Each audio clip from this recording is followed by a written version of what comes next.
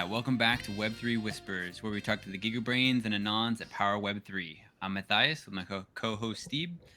All right, who do we got today? You're getting a little bit better at that I think I that only messed intro up every. once. It was like a Yeah, little, yeah. I think the first couple of times you were doing that intro, Gotta you were change it every messing up time a too. bit, but now it's like now you don't even need the flashcards, right? Exactly. But You anyways, closing that tab. we have Crip, Drop, and Kaba here from Bubble World. Crip, Drop, Kaba. If you guys could each just take turns introducing yourselves, and then one of you guys can speak on the project a bit about what Bubble World is, what it means to do, and what you think it means for the space. Yeah, sounds good. I'll start. So I'm Drop. We're all founders here, by the way. So we handle Bubble World, all things related. Overseeing for me personally, it's like overseeing teams, overseeing the collaborations that we have, overseeing the different collections that we're launching, overseeing the Bubble House aspect of things as well, which we'll talk to you about in a second, which is more on the NFT marketplace side. So a lot of a lot of overseeing and building teams and getting good people on board and ultimately building great collections too. So that's on my front. Crip? Sounds good.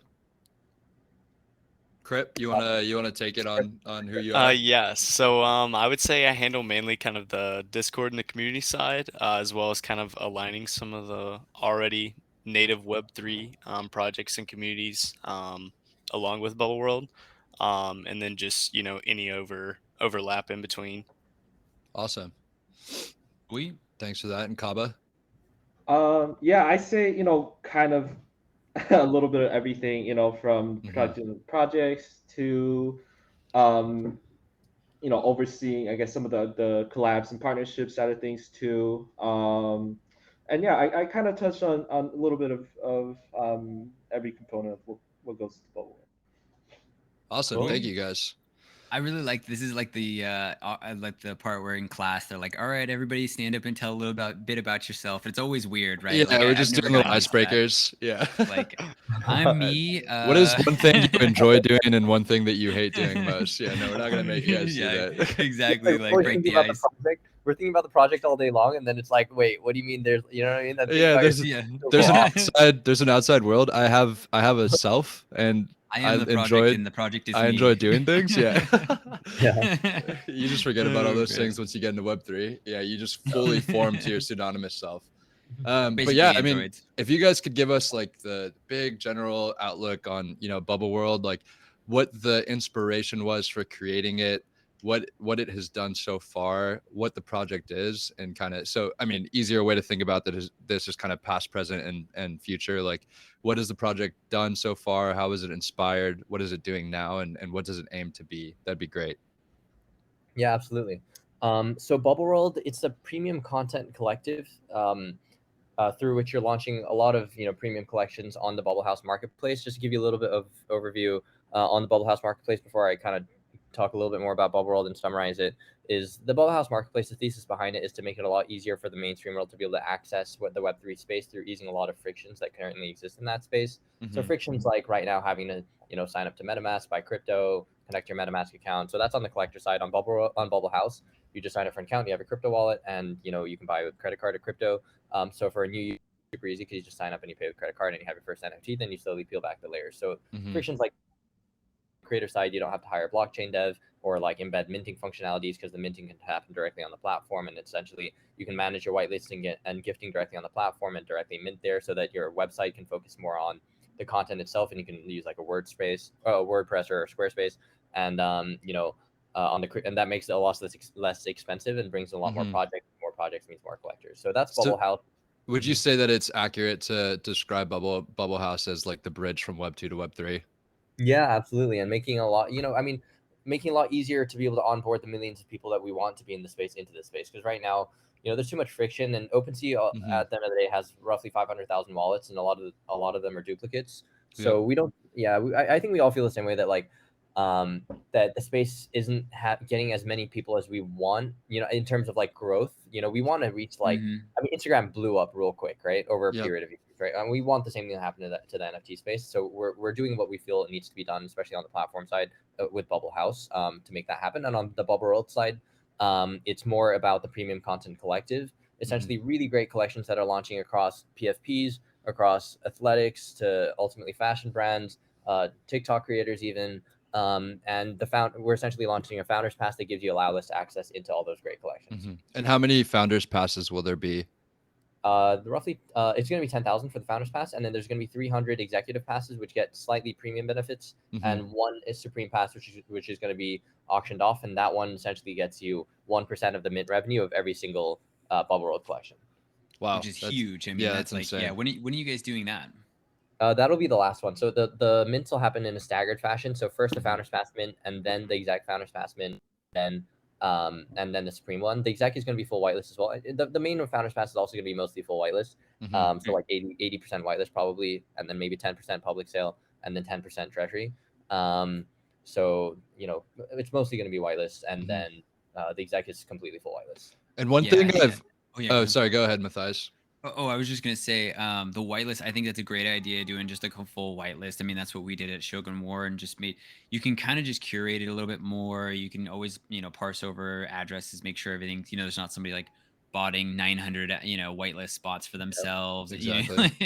I mean, we just read, I think everybody probably has read that thread of the guy who botted the Murakami flowers and got like, he submitted like 128,000 submissions, and you ended up with like 900, right? Yeah, insane. Crazy. So I mean, the space definitely needs it, but the point I was going to tell people about too is like, if you think the next billion users are coming into NFTs, or the next 100 million users are coming into NFTs, that's really only going to happen with projects like Bubble World, because not everybody's willing to figure out a MetaMask and the super high friction mechanisms that we have right now. I mean, imagine, right, especially very new.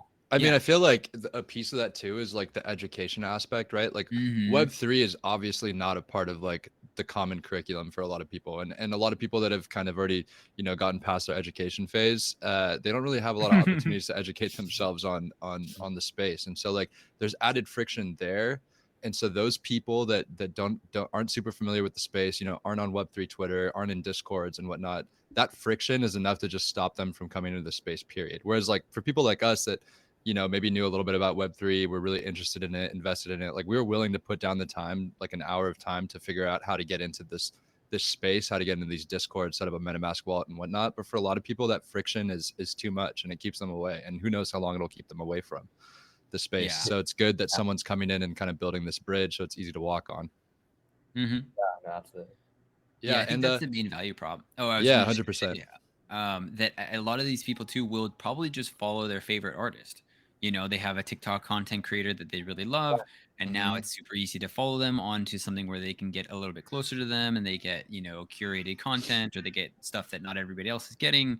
Yeah, especially when they already have that reach, right? Like it makes it so much easier. Like it's funny. Like I have like little cousins, and they're always like, oh, this person from TikTok said like, this, and they're like, they just take it as fact. Like it's almost like how like in college, like none of your professors wanted you to use Wikipedia because like anyone could go in and just change information. It's like the same thing with TikTok. Like you have a TikToker that says something, and like, a million people instantly believe it. And like that's why like I feel like a lot of their audience, a lot of their reach will come with them into projects like this, is because like they're influencers, right? They influence the space that they have their hands on. And so I think it's a great value prop being the bridge from Web 2 to Web 3, especially when like there's a certain gravity to the people that you're bringing on, that people are attracted to them and they'll follow them through the space. And if it's frictionless, or there's a lot less friction there than there is currently, then I think it'll be it's a huge value prop, and there'll be a lot of people coming through.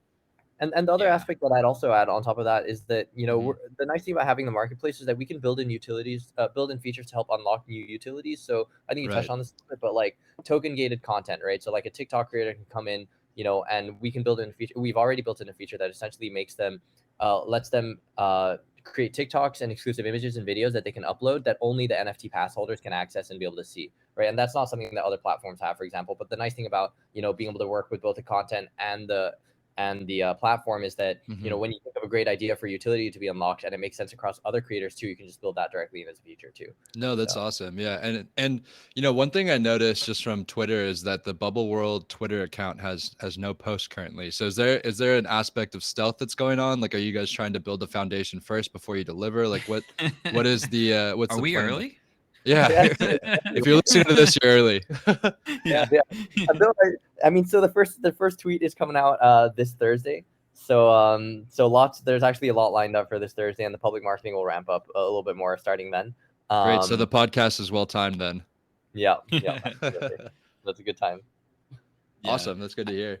I mean, I think I really was gravitated towards the project because when I first got into NFTs, that's kind of the main use case I saw for them was basically like they're like clubs, and those clubs have been around forever. Like, you know, there's like, and we're not saying gentlemen's clubs. I'm talking about like actual clubs where, you know, you have to be a member, you get in, you know, like that kind of thing. Like, so if you're in a club that's like you know, a high net worth club or something like that could be the whole difference between your career like totally pivoting or not.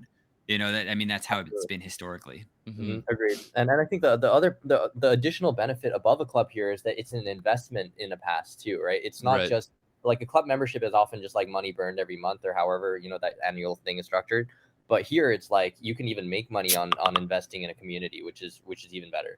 Right. Yeah. You can't go ahead and sell your like gym pass to someone else. Exactly. You know, yeah. And that gym pass isn't really accrete value. No, it's a cool value prop. Yeah. But I mean, imagine if you could, you're like, go work out for me, and then I get abs. You know, that would be nice though. So how do you see like athletics getting involved? Because I saw that like Boogie, like the DeMarcus Cousins, and I'm just interested to see like what the athletic value prop is. Like what do you guys see like NBA All-Stars, etc., like getting out of this, and what do you see their you know, their fans and their audience getting out of it? Yeah, so there's no universal rule. There are different drop structures depending on Mhm. different athletes. So some of them are doing collections. Specifically for DeMarcus and Alperin, we're actually doing a different kind of structure. We're doing a NFT mystery box. So essentially, what happens is that there's this mystery box that you buy into, and then there are different weights for what that mystery box converts into after roughly 3 or 4 days. So like 2% are going to be able to go and meet DeMarcus and, you know, go get courtside seats. No way. Right, like 5%, 5 to 10% are going to be able to Zoom with him, and be able to, you know, ask him questions, get to know him, blah blah blah, things like that over like I think it's 2 Zoom sessions, and then the next like 30% are physically signed jerseys, and then everyone else gets like a digitally signed jersey. And if he, you know, follows on with the next NFT thing, then those people get priority access to it too. So those that we're exploring that kind of structure. It's actually a feature that we built into Bubble House that makes what we're calling a mystery box really easy. As well. So imagine like a fashion brand being able to do that for runway show seats, or and like different levels of like being able to give like certain runway show items and fashion show seats for like, upper tiers. Otherwise, they're getting more digital merch, you know, that maybe you can plug into like a Decentraland or something like that, you know, as a lower tier and so on. So the mystery box format we're very excited about. It's not as, you know, it's not a full scale avatar, you know, or PFP like 10K project, Right. but it's on a smaller scale that still preserves that element of fun and surprise. No, yeah. So like not only are you guys a bridge from Web 2 to Web 3, but it's this like Swiss Army knife marketplace. It's crazy. You know, it's crazy. I think that there's a lot of avenues for success on both sides, the user end and also the content creator end. Well, yeah, think and it that- lets them kind of focus on that too, right? Oh, Yeah. sorry, Crip, go ahead. No, I was just gonna say I think that's my favorite analogy like I've heard on like any call or AMA or like anything today is like the Swiss Army knife. Like that was pretty good. Well, I'm glad we like being the first on you know, any alpha you have to drop. We like being the first, but also I like being the first best analogy Analogies. for you guys. Yeah, too. we always Yeah, try and that's- do. that's good. like, We're analogy we- heavy. Yeah.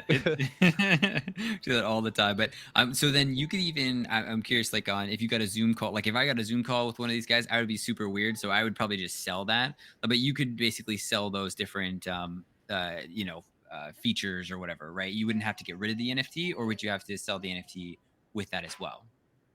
So the mystery box itself is an NFT that converts into a different NFT.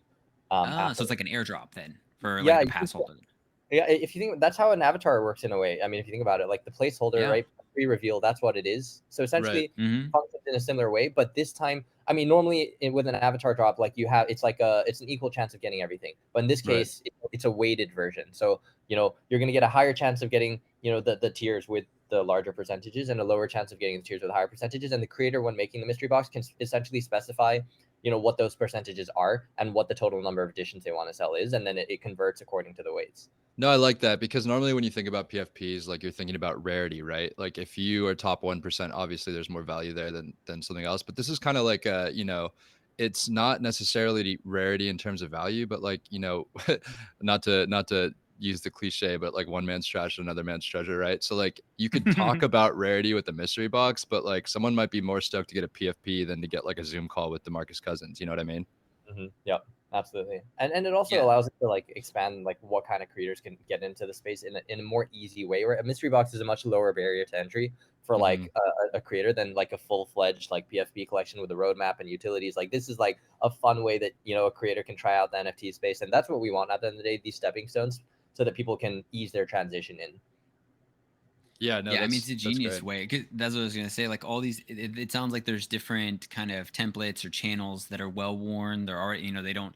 The creator doesn't have to think of them themselves and figure out, well, how do I code all this up? Like it's an easy way for them to just do what they do and let the kind of connect with the fans without having to take on the headache of dev time and the whole roadmap and all that kind of stuff. Yeah, exactly. Genius. I like it. I mean, that's kind of what when I first found it, I was like, damn, this is like, this I think is what's going to get the next, million people in, is because like you can't Sorry, we have got this we such got a my dog barking in the Go background. ahead. The other guest. But I mean, you can't have such a high friction environment forever in Web3. Like we knew it's going to start getting less and less friction. So this is great to see. Yeah, and actually another friction that I guess we haven't touched on yet, then this might be actually, I'm not sure we've touched on this yet, Matthias, but I think this is actually, well, really important too, is Yeah. that I'll describe the problem first and the way that we're solving it. And so it's a new commission structure that's actually happening on the platform and across the Bubble World collections too, that I think people are going to be really, really excited about. And that commission structure is that the problem with OpenSea and Luxor is right now that they take 2.5% on every transaction and 5% on on the creator royalty, right? So the issue with that is that it's fine during the hype cycle when things are going, like a good project goes up like 600%, 700% during the mint phase, because the 7.5% becomes irrelevant, right? But the problem lies when 2 or 3 weeks later, essentially the floor starts to stabilize a little bit more. And what that means is that you're not willing to invest in the floor that's stabilized because you feel like you've lost 7.5% automatically going in. And that means the floor has to go up essentially like 10 to 12% before you can actually start realizing any gains in what you've bought, right? So you feel like you've automatically lost 7.5%. And it's even worse if things go down, right? Like if things go down a little bit, like you really lost 10% on top of that. So that's a huge issue because it prevents people from investing in the secondary market. And I think we all feel how kind of things become a little bit stale after the hype dies down, because there's less trading activity with a lot of projects. And what we're doing on Bubble House and Bubble World instead is that we're only taking a commission on both the platform side and the creator side. It's still 7.5%, but it's only taken on if you make a profit and on the profit. So it's only taken on the difference that you make. And so what that means is that let's say you buy something at 25 ETH and you sell something at 26 ETH. We only take, it's only 7.5%, where 2.5% is the platform, 5% is the creator.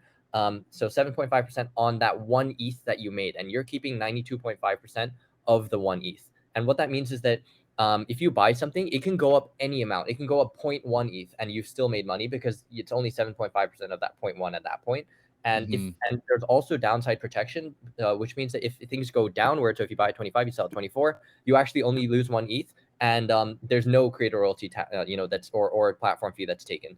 So essentially, right, on OpenSea, you would lose one ETH in addition to another like 2 ETH because of the royalty, but that's not the case here. And that hopefully incentivizes a lot more liquidity into the space, especially on the secondary market, because then you can really confidently invest in the secondary. Because as long as things go up even a little bit, you've made money. So you can put like 100K and if into something, or 200K into something, and if things have gone up even a little bit, like that 200K has become more than 200K now, which is not the case right now, because as soon as you put in 200K, you feel like you've lost 20K.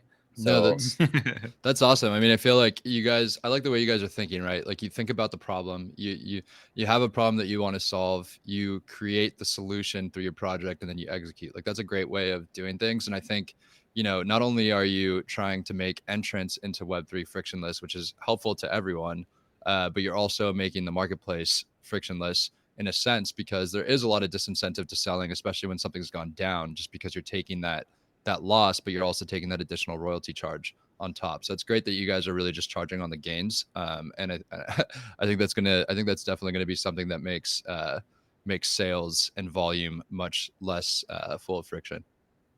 Yeah, because I think people don't really calculate that sometimes, where they're thinking like they need to like kind of get the breakdown. Like it's so much less that you guys are charging than what they're kind of getting gouged, on a lot of these other platforms. But I think the amazing thing, as well as if they have a founder's pass, they can mint these collections that are kind of, they're not going to be rugs. They're already, they're vetted, they're good. So it's not as dangerous as it is out in the wild, really. Absolutely. That's a big So part of it makes it having a much brand. easier. Yeah. Yeah, exactly. I mean, that's the thing when you have a brand. That's why people trust Nike or they trust these big brands, is because they know these guys have a reputation, and you guys will then you have a reputation, and it's like, oh, okay, good. I know they're going to do a good job, so I can trust buying into this, and then they don't have to grind for whitelists as well. Yep. Absolutely. Yeah, so that's pretty good. Is there any other points that we missed or anything like that, or? I think we've covered a fair amount. Yeah, Crypt, Kaba, what do you got? Anything else that you guys want to add on your front? No, I would agree with that. Sorry, I just kind of had to step away for just a second. No, you're good. Someone's at my door. But yeah, no, at the end though, I would agree to the most part. Awesome. Yeah. Well, that's what I was going to say. Like the way I describe it to people is basically, it's a frictionless bridge from Web 2 to Web 3, allowing content creators and athletes just an easy way to get in, experience what it is, and then they can start, adding value to the community. So I would say, I would say there's no like really good like everything is kind of like a a buzzword right now too that you kind of like throw on stuff. So like I feel like anything you do can either be like kind of that's why I was like I really like the what you said earlier, Steve, about the Swiss Army knife. That was super cool. Yeah, let's keep blowing my head. Yeah, if anyone asks me, that's what. No, anyways, yeah, I did have one question just on the is it a marketplace that anyone can enter, or do you have to have that founder's pass to actually like operate within the marketplace? Anyone can buy on the marketplace. Oh, okay, yeah. So that was what my question was going to be, is like, do you guys plan on dropping more founder passes down the line? I guess the question still holds up, but not with the same contingency. Yeah, no, not for the Founders Pass. This is going to be the Genesis drop, and the Founders Pass is the 10K. There's only going to be ever one Founders Pass drop. Awesome. But multiple Bubble World seasons, of course, where each season gets you roughly 6 to 7 collections, Mm-hmm. and the Founders Pass, gives you allow-less access to the different collections. Yeah. Do you guys want to talk on some of the collections that we know will be available when the marketplace drops? Yeah, totally. So I wish I could show you visuals. Mhm. So definitely join the Discord, guys. I'm sure Matthias and Steve can help you guys out with some invites there. But we are very careful with vetting the types of creators we let onto the Bubble World ecosystem and build with. And so we only pick essentially top qualities. We don't even talk to creators that we don't feel live are up to that standard.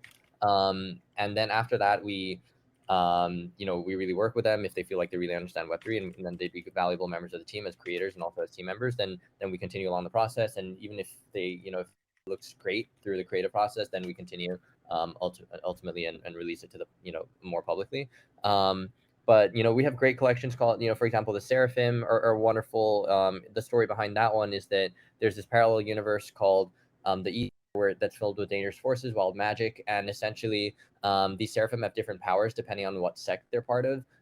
And their big goal is to create a more stable universe by lending their powers to construct different parts of that universe. And there's one sect that doesn't like that, and so there's a lot of conflict on that front. So that's one of them. There's like the Syndicats, which is like an overground versus an underground world, where these cats rule an underground world and they have to work together to survive, which is a spirit that we really like, that we want to translate into the Syndicat community. So, they're the Buddy Gators. This creators, the Buddy Gators are about positivity. This creator's been building this character for years already, and there's a massive community around the character as well. And wants to engage Web3 in order to essentially build this character, into an amazing Web3 brand as well. And we're doing that with him. So these are all we built, collections that we built individually that are under the Bubble World umbrella, and that the Founders Pass holders are going to get allow us access to as well. So lots of cool stuff. Definitely join the Discord and see more. Hell yeah. And do you guys have a timeline up yet? I haven't seen any Discord announcement on it. Don't feel pressure to drop alpha, but like, do you guys have a timeline for the mint of the Founders Passes? Yeah, early June. Early June. So that's around the corner. Yeah, around the corner, and rolling straight into the public marketing of the first Bubble World collection right after that, so that there's that momentum continues. Yeah. Awesome. Hell yeah. Perfect. Smart. Yeah, I So- would say dynamic timeline always though. Yeah, we don't. Yeah, we don't. This isn't Reactive at this all. isn't a Yeah, contract. You guys are all signing. times. Right. Yeah. No, yeah. Verbal contract. Okay, good. So for sure next month. Yeah. Okay. No, it's good. Yeah, we know how it goes with projects and stuff like that. We're always like, damn, did we really say that timeline? That seems fast. Or Yeah. or even like, roadmap things, or you know what I mean? Like, Oh, yeah. you get down to it and you're like, okay, I'm pretty sure 90% of everyone agrees this is probably should be Not realistic, reworked. yeah. Yeah. Or this should, this is not, the meta now or whatever. Yeah, reading a per roadmap se. as contractual is a little dangerous. I feel like Yeah. I'd try not to get too wrapped up on timelines. Mm-hmm. Well, that's what I tell people. It's better to shoot for a short timeline and miss it by a little bit than shoot for like, a long timeline and hit it. Like, 'cause it's like way longer. Yeah. True enough. Elon probably did something like that. That's probably a direct quote. I don't know. So who do you guys see as competitors in the space? I mean, obviously you talked a lot about like the issues with OpenSea, so I'm sure that that's someone that you're framing your marketplace, not necessarily like when I say framing it after, I don't mean like, copy and pasting, but that's someone that you're building your marketplace around in terms of their issues and trying to solve them. Do you see anyone else in the space, like early stages or kind of already in the space, that you see as competitors? On the Bubble House side, yeah, I mean, definitely. I mean, the big marketplaces right now are OpenSea, Lookstore, Coinbase, who all kind of seem to be doing a similar thing, to be honest, from our perspective, and not really like trying, at least so far that we've seen. We're trying to do, like we touched on in this podcast, right? Like lots of different things here to really expand the space. Not on the marketplace side, really not that many people that we've seen, who are trying to like take it in this direction. And on the Bubble World side, also not that many. I mean, we've heard, there's some, like that we start to hear about here and there. But we think actually, people doing Bubble World is not like a competitive thing where it's like, only like a couple of players are gonna do well or whatever. More content is always good, right? I mean, Hulu has a bunch of shows, HBO has a bunch of shows, Netflix has a bunch of shows, and it's all good at the end of the day. I mean, if the shows are good, people are gonna spend time watching them all. So we actually encourage it, and and if more people come up with great collections and great content, I mean, all the better. Yeah, no, I agree. Yeah. I mean, you don't see very many people with just a Netflix membership or just an HBO membership. Like a lot of people have memberships across the board. So you're right. I mean, I think volume is important because it drives growth in the space, and driving growth in the space brings customers to any platform. Yeah, for sure. I mean, I think people like misunderstand, because getting into crypto, it is kind of niche, and it, sometimes it feels big, but it is really small. So like there's so many people that we need to onboard into crypto that it's like, it should not be anybody's worry that there's another project that's doing something similar. It's like, just bring new people in and you'll be able to grow the pie. Right. So I think that, I mean, that was all my questions for Bubble World. I have some just like, our podcast questions just to ask you guys, get your guys' thoughts on the space. Matthias, do you have anything before we go on? Or do you guys want to add anything? I'm excited. Yeah. Yeah. If there's any finishing stuff, I'd love to get into like, personal, not personal questions, but like, team, how'd you guys get into it? All that kind of stuff. But yeah, anything else on, I'm good on Bubble World. I think it makes sense to me. I think we are too. Yeah, go for it. Awesome. Yeah. And just let us know if like you guys need to hop at all. And Matthias and I we're we can talk for 24 hours a day. So if you guys have to hop off at any point, just let us know and we can take it from there. But otherwise, we're glad to have you guys on for the full hour. Yeah. No, I think we're okay. Yeah. Awesome. Cool.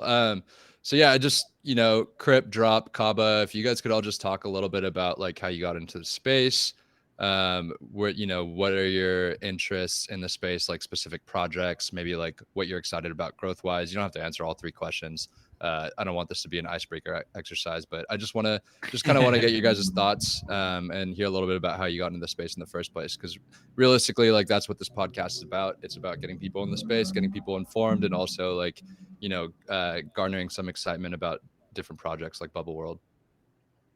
Yeah. Yeah. So Crip, go ahead. You start. Yeah, I was just going to say, I guess it all began kind of like 2017, 2018, like losing money, kind of like in the first bear market, or, buying, as like someone gets in, like YouTube Shield coins are just kind of like the ultimate, bad plays, as you will. And then kind of like toughing out through that. And then through that, kind of summer or long summer, what it felt like, or really the whole bear market, I guess, is when I developed more of like a surface knowledge on more sectors. Even if it was like a little bit into DeFi and kind of other things, even kind of with Arbitrum more recently, and kind of the treasure ecosystems. I know that's how obviously I found Shogun War, and just kind of like different things on that end. Obviously, with NFTs, and just kind of trying to pick up more and more surface knowledge. I don't have much technical skills, so I couldn't go too far into too many things, but I just like to stay informed and just kind of stay on top of what's going on, what's trending. Mhm. um like I'm not one of those people that's like, oh, I don't know how to bridge, I can't fit, you know what I mean? It's like, okay, Yeah. yeah, I'm gonna ask someone that's smarter than me, let me figure it out immediately, I gotta do this, or at least try it out, kind of thing. Yeah, no. I That's mean, always been me. that's one thing that we've talked about a lot too, is just like this, even if you don't mean to do research, even if you don't mean to educate yourself, which I think a lot of people in the space are trying to educate themselves, it just kind of Hmm. happens organically. Like just being a part of the space, you learn so much, especially working on a project like working with Matthias on Shogun War. I've learned so much about the space, so much about building a project. And then like you could take that even further, just maintaining a project And building organic. those relationships and stuff too. Exactly. Yeah. And just the nexus of connections is insane. The Yeah. magnitude of that is crazy. Yeah, I mean, people talk about the negative side of FOMO, but I think the FOMO also like pushes you to learn too. You're like, damn, I think this is gonna be so good. All right, I'll learn how to bridge. Oh, okay, like Yeah, exactly. you No, know, like, 100%. Yeah. Yeah. it's a good You're like, incentive what's this? mechanism. Yeah, exactly. That's how I've always been. I like it. And Drop, what about you? Yeah, for me, so I was actually a chemical engineer. That's what I did in college, and then did a bit of investment banking at Goldman, but I really didn't like that. So I was like, all right, I'm out. I only actually just tried it out because a bunch of my friends were trying it out, and they liked that, and I was like, nah, not for me. 100-hour work week wasn't suiting you. No, it wasn't. Yeah, it wasn't. Yeah. You're like, nah, I'm good. I mean, it's actually probably even for us, it's still a 100-hour work week. It's just the You do type of work. something that you enjoy a little bit more. Exactly. Yeah. It's not even like the hours. It's just like what you, it's just like There's less hazing here. There's Exactly. less hazing, less less of that kind of stuff. Yeah. and Just it's a more little less. fulfilling work too. It's more creative and there's like interesting stuff going Yeah. on. Everyone's doing something different. And it's like it's new. It's exciting. Yeah, and the culture is completely different too. Like it kind of lets you Yeah. be yourself. Exactly. I think so. And so I actually really enjoyed working with creators as well. I was kind of doing a lot of like fashion brand help on the side, just as a hobby, and wanted to work with creators afterwards too. And speaking of creators, started hearing about crypto art, and wanted to essentially build a platform that helped unleash that that potential. So started on that. Brian was actually an investment banker for a long. He was there longer than I had. Kava, that is. Longer than I Yeah, was. I stuck with it longer than But I managed to pull him to the light. Pretty soon after that. He can speak to it after this. But yeah. But that's Bubble House, and we've been working on that for like 2 years. Bubble World we've been working on for like roughly 6 months, I want to say. So it's also a very long time.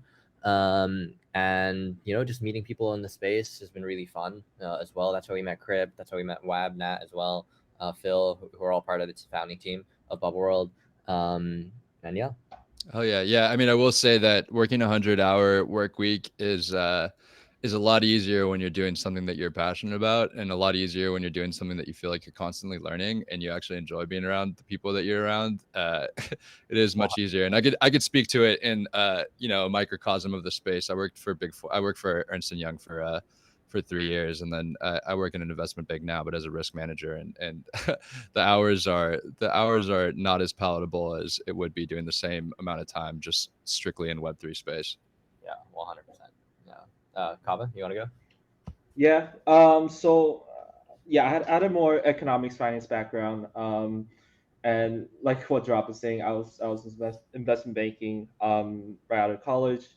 But I guess growing up, I always wanted to build something as well, and I felt like going to the investment banking route is a great learning experience. But yeah, when Drop kind of reached out to me and he told me about this idea, I got just extremely excited about it. Yeah, we had a lot of these conversations with different creators, and eventually NFTs seems to be something that's truly revolutionizing to us, and we wanted to really capitalize on that. Awesome. Yeah, no, it's good hearing from you guys. Well, I'll ask this question. Don't all say the same thing, but don't say Bubble World. You can't say Bubble World. But what is one project that you guys are really excited about in the space, and why? Crip, you want to go first? Ooh. I have mine, but go ahead. No, I don't want to go first. That's what I want to think. Yeah, Crip was gonna say Bubble World, and then he was gonna use a Swiss Army knife analogy No, immediately I really after. want to think about this one. Yeah. Is it the 2D, the waifu one? There's a waifu one dropping. I think Pooping it's ladies. Yeah, pooping Yeah. ladies. Is that it? I knew it. It's gonna be big. Oh, it's Dick Butts. Is that the one? Oh man. Yeah, I'm go excited ahead. about. I'm excited about. So this. I'm excited about Cellophase actually, and that's why I introduced them. I was like, Matthias, you got to like interview this guy on Yeah. the podcast. Because I mean, I'm in that community now too, and it's a very small community right now that they let in. But it's really like art, like pure like art focused. They really want a community of artists who support each other and grow with each other through the Cellophase community, Mm-hmm. which I think is great. And you can feel that in Nerva's founder, his entire attitude and how he approaches things, and how he builds communities. So I mean, building those unique communities, I think, is really exciting. It's almost like a guild of some sort, like a modern day digital guild, through united through NFTs, which is very cool to see. Yeah. So about that one. Yeah, definitely. I mean, that's one thing. We actually just got off a call pretty recently, Matthias and I, and like one thing that we think is really important, and one thing that we were talking about is like, there's so many projects out there, and like 99% of them are doing the same thing. 1% of them aren't, but like a piece of all of that are like prugs. And so it's really exciting to see something, a project that's diversifying itself and trying to do what it's good at, which like for Cellophase, Matthias actually connected me with Nerva, I think, and I think you must have connected him with Nerva. Yeah, So and drop. thank you for that. Me. Yeah. long string of connections, which seems to be what Web3 is good at. But yeah, no, that's one thing that we really like is the artist spotlight. Like we're actually doing an episode on Thursday with the Ragnarok artists, and we're calling it like an artist spotlight because we think that artists aren't getting enough attention in the space, and we really want to highlight the work that goes into it. I think a lot of people think that they're just like Fiverr tasks, or like you just find your artist off Upwork, but like realistically there's so much work that goes into it on the beginning phase, the growing the project up front, and the artists have to put so much work into that and so much thought into the vibe that they want to give their project, for the most part, for these projects that are like really trying to put out good looking NFTs that capture people's attention the second they see them. And I think a lot of artists are frustrated with feeling like their work gets overlooked, and that's one thing that we really want to highlight. So that's a unique Cellophase is a unique project that we really like. That's why I was really excited about that one. So I'm glad thanks Josh for hooking it up. Yeah, but of course, I mean, I felt it had to happen, Yeah, exactly. I mean, and that's what I love is really putting like the spotlight on the artist and getting them more front and center. I mean, I do feel like that project Cellophase is really going to onboard so many new artists that it's basically going to explode the space with good art, that we're not going to have these like 10,000 generative where it's just like left versus right, and then they have like a cigar or something. Like, I mean, it was appropriate for some times, but it's just not. I think the bar is being raised. Agreed. Yep. Yeah, so I love it that way. I mean, they'll make it more frictionless, and I mean, I do think they have a definitely a tough battle because there's so much, negative outlooks on NFTs in the art space. But I heard I heard Nerva speaking on a space, and I was like, he has so much passion for it that I think he's gonna win that fight. No, they like, really do. Like passion. even Jordart, the guy that we're going to be talking to on Thursday, like we're actually trying to get him to do the podcast art for us, and like just from talking to him, like he has so much passion about what he does, and like honestly, the more I talk to him, the more I realize like we really need to do this episode where we highlight the artists, because like these guys are so passionate about what they're doing, and like to put something out and then people just immediately be like, oh yeah, like who thought of the project, instead of being like, yeah, who made this NFT, or like who did the art for this NFT. I think it's a little bit it's sad, and I feel like we need to start putting the spotlight a little bit more on the artists so they get some equality in the space as well. 100%. And let us know for I mean, we have amazing artists in Bubble World too. And the nice thing, by the way, this is kind of a side point, but you know, it also, I think, opens the spectrum of personalities that people see on the spaces and just like podcasts in general. I think that it's, you know, like some of them are like more shy or quiet, you know, and they really focus on the art, and like that's good too, you know, because like they're like introspective and like, you know, but but still to hear that kind of voice, I think is also really interesting. So yeah, no, absolutely. Yeah, Yeah, no, I that's like it a because good you can point. get a. Yeah, I mean, I like it because you get really like I think really what we're gonna do is fractionalize the internet again and like get these niches and these small discords where everybody in there is like your close friend and you're connected by art, and I think it's gonna be a really fun time to be on the internet. Really. Yeah. Cobber or Crip? Crip, I don't know if you thought of your project yet.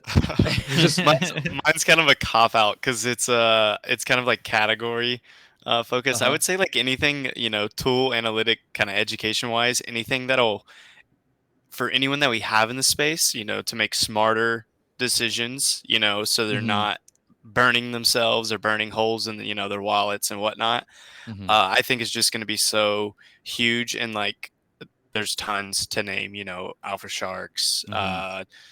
There's literally, you know, I could go like on and on, you know, or different passes and whatnot. And I just think anything to that extent is going to be huge. And then also like anyone that's like, I guess, I don't know if there's, you know, like I know Scholars is like a smaller one doing some education, but anything focused, you know, I don't know. It's hard to, you know, monetize and incentivize that, you know, I think, but It's important.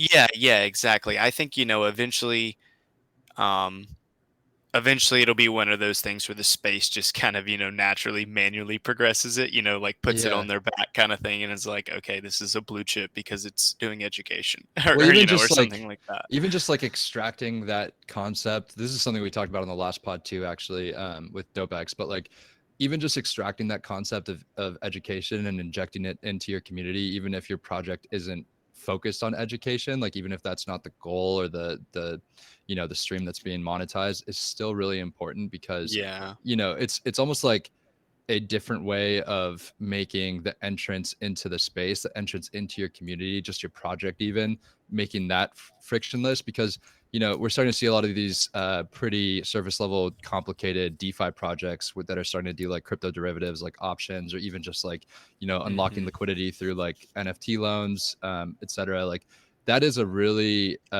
daunting, I think, service for people, because they one, you know, maybe people that are just invested in NFTs and haven't had a ton of exposure to DeFi, they don't even, and then like take that and make it even more complicated by like collateralizing a loan with NFTs, you know, or On doing chain. yeah, Yeah. exactly, crypto Yeah. derivatives like No, they don't options, have a etc. house. Yeah. Exactly. Taking that step to educate the people that are part of your community is really important, because it, you know, it incentivizes entrance into the project, and then obviously sustains growth in the long run. No, It yeah, I shows you agree. care too, right? Like, I Yeah, mean, that if a project's doing that kind of stuff, it's nice. Yeah. Yeah, that's something like I'm excited for, like partnership wise, is like, you know, obviously with communities, but any, you know, anyone, any tool or education uh project, I've been like, okay, how can we integrate this like super hard? You know what I mean? How can we Yeah, guys yeah. help you guys super hard in a way, you know, so that way uh we can, you know, take your expertise in this, because, you know, obviously we're not building out, you know, that, you know, those tools, that's not, you know, the product. So for sure. That's something I'm super excited about. Yeah, That's and what I think Oh, something. go Oh, my ahead. bad. Go ahead, No, no, Matthias. no. Oh, I was just gonna. All I was gonna ask while we were on that was like, so for alpha groups and stuff like that, is there some kind of like checklist mentally that you have that you're like, oh, okay, this is a good one, this one's not a good one, or educational groups that you look for, like any criteria that you look for? Because there's so many that you Yeah, can I was be in just it. about to say there's now at this point I'm kind of overrun. I would say there used to be kind of a checklist, but now uh I mean, no. I mean, obviously for you know, Just buy it's 10 super and hard. see Yeah, how it goes. exactly. It's almost like either by vouch or word of mouth, you know, kind of thing, or either if you know, you know, I guess. But yeah, now it seems like they're almost like sprouting like weeds, and you're like, is this even alpha? You know, but Yeah. for sure. And I Really guess cool. one thing too, like to tap in, I've tried to tap into a lot of international alphas and like try to tap into our international channels and our mods to ask, hey, if any, what's the best, even if it's on Telegram or, something that, may not even use Discord or Twitter natively kind of thing. And kind of making sure they're getting, announcements or info, in that language. If it's like a completely, like if they're not looking at the Discord or Twitter, they can't even get in can't download the app for some reason or whatever. That's something I try to hammer early because I know that's, if you don't, you kind of won't ever make time for it. Yeah. But yeah, and just having those people that are already, pinging me like, hey, I'm this country's, responsibility or whatever. So they're on my back. So then that way they're kind of taking care of it or whatever. Yeah, and I was gonna say, Nice. like, I think it needs to be made more important to have members of the. This is going back to the education point. Have members of the community, whether it's mods or people on the team, taking on that education focus, because, like, I think the tendency with people that are extremely talented at what they do is that they sometimes have a hard time articulating their project to other people. I mean, they know the nitty gritty, but a lot of times, like, things get explained in like very intimate crypto vernacular. So it's not like you're not explaining it in simple terms for someone that's not super familiar with the space. So having people that can break down the concept of a project or even the concept of the space into terms that are digestible for people so that they can, kind of start to build blocks on their understanding of the space and their understanding in the community is important. And I think the focus needs to kind of be on having like one or two people that are doing that for community. Like with Thales, I think they do like Thales is an option protocol and a crypto derivative. Office hours on their Discord where basically people can come in and ask questions, and I forget who moderates it, but someone will come in and like answer all their questions and break it down for them. I think that's extremely important. That's cool. Yeah, that is really cool. Yeah, definitely. And Kaba, what about you? What's one project that you're excited about? I say when I saw, I guess it's kind of a cop out too, because I similar to what Crip was saying, I was really interested in Conium. The way that they built their UI, the ways that they sort of figure out metrics in terms of how to analyze projects on a more fundamental level. I think those things are definitely very interesting. I think I think the idea could be sort of somewhat comparable to let's say stock picking in a way where you look at let's say the price to earning ratio, the price to EBITDA ratio, things like that. It's I say that's definitely a space that's still um, needs to be, I guess, explored, built out. I'm sure in the future, 5, 10 years from now, there are going to be metrics that everyone sort of pays attention to and kind of analyze projects. No, that's a good point. And I But think the cause of that and the product being, that space not really being fully developed yet is just like the history of NFTs being, relatively infantile. Like as these projects start to grow, as there's a higher volume of projects, like as things become, more and more set in stone, the market begins to get a little saturated. Like we're going to have a lot of historical data to kind of form predictions and analyses over projects. But right now it's just we're so early that people are kind of grabbing at water right now, trying to figure out like the best way to analyze projects. Yeah, that's why I think it's interesting. I think it was OpenSea. They acquired Gem X XYZ Yep. or whatever. Mhm. Yeah, I wonder how that. What do you guys think of that? Good, bad for the space? I guess it depends on their intentions. I was wondering about it too. Like what sometimes drug companies buy, like big right? Yeah. They buy drugs and then they shelve them, right? Because they don't want it Yeah. to compete with what, right? Is it that, or is it like that they want to grow it and kind of expand it more? So I guess it depends. We'll have to see. No, that's what a good see, point. the looks rare functionality I think went down like right afterwards too. They're like, oh no, it didn't update. Sorry, it only it like didn't pull their Right. information. Yeah, Yeah, And right. I it's think like I think Drop, Crip, and Kaba have to drop soon because you guys have a call soon, right? Yeah, yeah, exactly. Yeah. But yeah, no, I mean, It was who knows? great. We'll find out. It was great having you guys. Like we're Matthias and I are both really stoked on Bubble World, and I think once you guys get that first tweet out on Thursday, it's gonna blow up. So we're really excited for you guys, and we're excited to educate our audience, educate like everyone in the Shogun War community on what Bubble World is, and help you guys grow and be a part of this thing in the long run.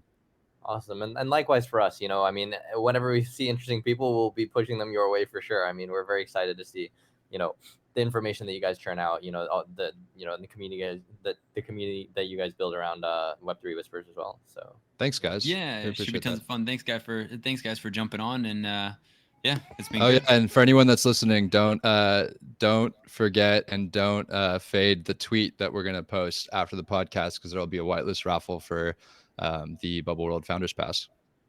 Awesome. Cool. Awesome. Thank you guys for having us for sure too. This is awesome. Great hosts. Yeah. Yeah, of course. Yeah, anytime you guys want to jump back on, drop some alpha, feel free. Exactly. Crip wants more analogies to use to describe the project. Just hop back on. Whenever they get tired of the Swiss Army knife, I'm gonna have to reloop. Yeah, the episode will probably just end up being Bubble World as a Swiss Army knife as a title. Yeah, that's super clickbait. I like it. Yeah. Perfect. All right, we'll love to have you guys on. Thanks again. Thanks thank you. Yeah. Peace, guys. Bye, guys. Bye.